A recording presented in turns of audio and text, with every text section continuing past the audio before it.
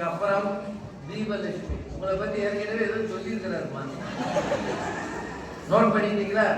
சரி, நீங்க போகும்போதாவது மைக் நல்லா இருக்கிறது வேண்டிக்கிட்டு.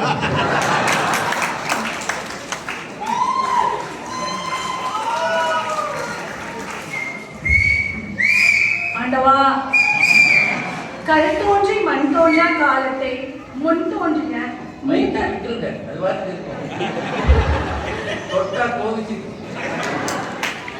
மூத்த தமிழ் மண்ணுக்கும் வீரம் நிறைந்த தமிழ் மக்களுக்கும் விவேகம் நிறைந்த நம் தலைவர் ராஜா அவர்களுக்கும் சிறப்பான பேச்சாளரான ராஜா அவர்களுக்கும் என் அணியின் தலைவி பாரதி பாஸ்கர் அவர்களுக்கும் அன்பு பண்பு அறிவு அனைத்தையும் கொண்ட உள்ளம் மட்டும் நானே உயிரை கூட தானே என் நண்பன் கேட்டா நான் வாங்கிக்கின்ற சொல்லுவேன் அப்படின்னு நான் கேட்டா என் உயிரை கூட தர என் தோழர்களுக்கும் என்னோட முதல் வணக்கத்தை தெரிவித்துக் கொள்கிறேன். ஐயா, ஒரு வாரமா வெளியில் நாங்க சாப்பிட்டாலும் எங்க நண்பர்கள் வந்து உதவின்னு கேட்டா ஃபுல் மீல்ஸ் கொடுக்குற ஆளுங்க நாங்க. நண்பர்கள் இல்லாத வாழ்க்கைலாம் என்னையா வாழ்க்கை? ஒரு பாக்கானே இல்லாம படம் பார்க்கிற மாதிரி ஒரே போர். பாக்கானுக்கு வரி போட்டாருமா இந்தியாவில் அமெரிக்காவில் சாக்லேட் பாக்க அதுக்காக சினிமா பார்க்க நாங்க இங்கே வர முடியும். அதுவும் வாமா அப்படின்னு வர நட்பை பத்தி நான் பேச வரலையா? அறிமுகம் இல்லாமல் வந்தோம், அடிக்கடி பேசிக் கொண்டோம். உறவுக்கு மேலே ஈரானும் காலங்கள் கடந்து சென்றாலும் கடைசி வரும் வரை வரும் நட்பு. அப்படிப்பட்ட நட்பை தான் நான் பேச வரேன். இதுதான் நம்ம முன்னாள் குடியரசுத் தலைவர் அப்துல் கலாம் என்ன சொல்லியிருக்காருன்னா, ஒரு நல்ல புத்தகம் ஒரு நண்பனுக்கு சமம். ஒரு நல்ல நண்பன் இருந்தா அது ஒரு நூலகத்துக்கே சமம். சும்மாவா சொல்லியிருக்காரு? அனைத்து பிரச்சனையும் அல்வா சாப்பிடுற மாதிரி அலைக்கா சாப்பிட்டு கூலா எதிரணியில உட்கார்ந்து இருக்கிற ராஜாராம் அவர்கள் சொன்னாரு, ஏதோ வந்து அவர் உடல் உறுப்புகள் வந்து உறவினர்கள்ட்ட கேட்பாராம். இவர் வந்து கேட்டதுக்கு அப்புறம் வந்து அப்படியே அவங்க உறவினர்கள் வந்து அப்படியே வரிசையா உடல் உறுப்புகளை வந்து அடுக்கி வைப்பாங்களாம். உடல் உறுப்புகளை வந்து அவர் உறவினர்கள்ட்ட கேட்டா அவர் வந்து இறங்கி கொடுப்பாங்க. அவர்கிட்ட நான் ஒரு கான்வர்சேஷன்ல அவர் சொன்னாரு, இந்த பேச்சுக்கு வரதுக்கு முன்னாடி நான் அவர்கிட்ட கேட்கிறேன், அவர் தங்கச்சிட்ட வந்து எனக்கு ஒரு கிட்னி வேணுமா அப்படின்னு நாளைக்கு போன் பண்ணா, அண்ணா நான் சட்னி பண்ணில பிஸியா இருக்கேன் அப்படின்னு போனை கட் பண்ணிடுவாங்க. அதுக்கப்புறம் வந்து அது நான் ரீச்சபிள் தான் எப்பயுமே. அப்புறம் அவர் சொன்னாரு, எனக்கு வந்து நண்பர் மனைவி அப்புறம் குழந்தைகள் தான் வந்து ப்ரையாரிட்டி அப்படின்னு சொல்லிட்டு சந்தியாவை ஷாப்பிங்க்கு கூப்பிடுறாங்கன்னு வச்சுக்கோங்களேன் அவங்க மனைவி. இதே வந்து இங்க இருக்கிற சிவா கராஜில வந்து நான் பாட்டி வச்சிருக்கேன் மச்சானா, அவரோட ப்ரையாரிட்டி என்னன்னு அவரையே கேட்டு பாருங்க. இந்த உறவுகள்லாம் வச்சிருந்தாங்க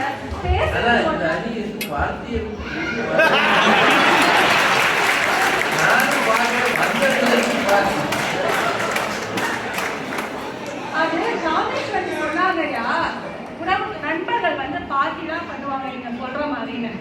அவங்க சர்ச் பண்ணிட்டு எழுதினாங்க. கூகுள் நிறுவனத்தை கண்டுபிடிச்சதே வந்து 2 நண்பர்கள் தான். அதை அவங்க நோட் பண்ண மறந்துட்டாங்கன்னு நினைக்கிறேன். அது மட்டும் இல்லைங்க, மைக்ரோசாஃப்ட், ஃபேஸ்புக் இது மாதிரி நான் சொல்லிட்டே போனா நீங்க 8 மணின்னு சொன்னது அப்புறம் அடுத்து இன்னும் 4 வருஷத்துக்கு அப்புறம் வந்து உறவுகள்கிட்ட எல்லாம் கிடைக்காத கொஞ்சம் வந்து நண்பர்கள்ட்ட மட்டும்தான் கிடைக்கும். என்னன்னு சொல்லுங்க பார்க்கலாம். அது வந்து சுதந்திரம் தான். பயம் இல்லாம எல்லாத்தையும் ஷேர் பண்ணலாம். ஒரு ஜட்ஜ்மெண்டல் இல்லாம நம்ம வந்து வெளிப்படையா அவங்கள்ட்ட பேசலாம். இதே உறவினர்கள்ட்ட சொன்னா, இததான் நான் அப்பயே சொன்னேன், என் பேச்ச கேட்கல அப்படின்னு எரியிற நெருப்புல வந்து எண்ணெய ஊத்துவாங்க. மகாபாரதத்துல வந்து துரியோதனன் தன்னோட 99 சகோதரர்களை நம்பி போருக்கு போகவில்லை. ஒரே நண்பன் கர்ணனை நம்பிதான் போருக்கு போனான். அந்த கர்ணனும் தன் நண்பனுக்காக போரில் இதை விட நட்புக்கு நான் என்ன வேற என்னையா உதாரணம் சொல்ல முடியும்? நீங்களே சொல்லுங்க. போன மாசம் ஒரு சின்ன ஃபங்க்ஷன் பண்ணிருந்தேன். இந்த உடனே ஈவெண்ட் அமைச்சதுக்கு அப்புறம் எனக்கு உடனே நண்பர்கள்ட்ட இருந்து கால் வருது, சாப்பாடெல்லாம் நம்ம ரெஸ்டாரண்ட்லயே பாத்துக்கலாமா, நீ ஒன்றும் கவலைப்படாதுன்னு. நம்ம கோரியோகிராஃபர் மீனாவும் வித்யாவும் சொல்றாங்க, டான்ஸ் ஏன் டிபார்ட்மெண்ட், நீ கூலா நல்லா மேக்கப் மட்டும் போட்டுட்டு வான்னு சொல்லாம கிளம்பாம அமைதியா கிளம்பிட்டு நான் Facebook ரீலும் இன்ஸ்டாகிராம் ஸ்டோரியும் போட்டதுக்கு காரணம் என் நண்பர்கள் தான். இதே உறவினர்களுக்கு நான் பத்திரிக்கை அமைச்சா என் பேரை நெடிலுக்கு பதிலா நீ குரில்ல போட்டிருக்கேன்னு சொல்லிட்டு ஒரே வாய்க்கா தகராறா அவங்க ஒரு மினி வேர்ல்ட் வாரே உண்டு பண்ணிடுவாங்க. இதை நீங்க தைரியம் இருந்தா அவங்க பேரை மிஸ் பண்ணி பாருங்க, அப்புறம் என்ன நடக்கும்னு உங்களுக்கே தெரியும். எப்ப பார்த்தாலும் பிரச்சனை. அனிலா விஷா சொன்ன மாதிரி வேற எந்த பிரச்சனையும் இல்லைனாலும் ரிமோட் கண்ட்ரோல் பிரச்சனைனாச்சும் இல்லாம இருக்காது அக்கா தங்கச்சி நடுவில். உறவினர்கள் வந்து குணா கமல் மாதிரி ஒருத்தரை தான் உருவாக்க முடியும். மஞ்சுபால் பாய்ஸ் மாதிரி அந்த குணா புகையில இருந்தவனை உயிரை கொடுத்து காப்பாற்றுற சரித்திரம் உறவினர்கள்ட்ட நான் இது வரைக்கும் நான் கேள்விப்பட்டதில்லை. நீங்க கேள்விப்பட்டிருந்தீங்கன்னா சொல்லுங்க, நான் தெரிவிக்கிறேன். ஒரே ஒரு என் வாழ்க்கை உதாரணத்தை மட்டும் சொல்லி நான் முடிச்சுக்கிறேன். 2020 நான் வேலையிலிருந்து தவித்த போது எந்த நிறுவனத்துல எப்படி அப்ளை பண்ணணும் எனக்கு இன்டர்வியூ கொஸ்டின் கூட அவுட் பண்ணி எனக்கு உதவி பண்ணது என் நண்பர்கள் தான். அதாவது வலது கை செய்வது இடது கைக்கு தெரியாம உதவி செய்யணும்னு சொல்லுவாங்க. இதே நான் உறவினர்கள்ட்ட உதவி கேட்டிருந்தா காலையில எந்திரிச்சு பல்லு வளர்க்கறதுக்குள்ள வடிவேல் காமெடி மாதிரி BBC நியூஸ் மாதிரி உலகம் ஃபுல்லா அந்த டமாரா அடிச்சிருப்பாங்க. அது மட்டும் இல்லாம மாப்பிள்ளை இவர்தான், ஆனா ஒரு போட்டுக்க சட்டை என்னதுன்னு சொல்லிட்டு எல்லாத்துக்கும் சொல்லி என் கதையவே முடிச்சிருப்பாங்க. அணி மற்ற ஊருக்கு அதெல்லாம் நமக்கு எதுக்கு ஐயா? நம் நடுவர் நீங்களும் இவ்வளவு கடல் கார்ந்து பிளைட்ல வந்து பாரதி மாம் துணியோட தான் நட்போட தான் நீங்க வந்திருக்கீங்க. உறவினர்களை நீங்க கூட்டிட்டு வந்திருக்கீங்க. நான் வாங்கன்னு கூட்டு வந்த மாதிரி என்னையே அவங்களே கூட்டிட்டு வந்து தமிழ் சங்கம்மா அவங்க துணையோட வந்த நீங்க அவங்க அணிக்கு சாதகமாக தீர்வு சொல்வீங்க.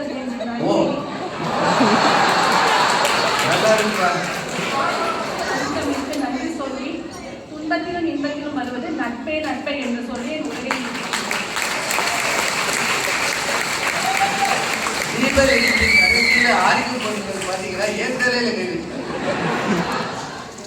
நீங்க உங்க சொந்தத்தை சுட்டு வச்சிருக்கீங்களா? 15 மணி நேரம் எவ்வளவு? அதுவும் சனி ஞாயிறு 2 நாள் ஊரெல்லாம் ஓடணும்னா யாரு வரலாம்? அவ வந்தவொடனே அங்க பாக்குறேன் இங்க பாக்குறேன்னு வருவாங்க.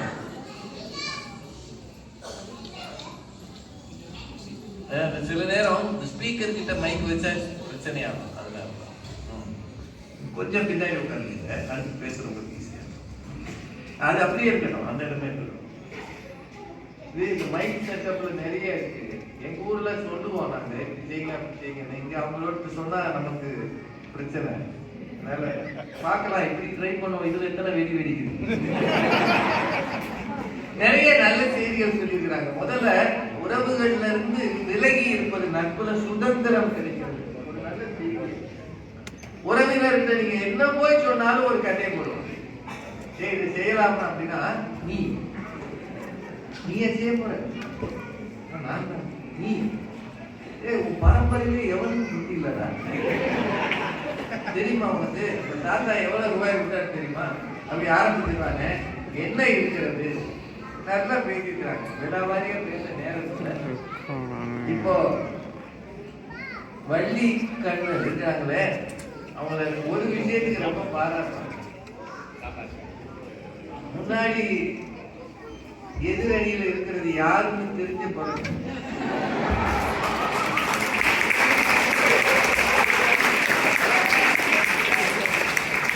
இன்சூரன்ஸ் எடுக்காம ஒருத்தர் பேச வர்றாங்க.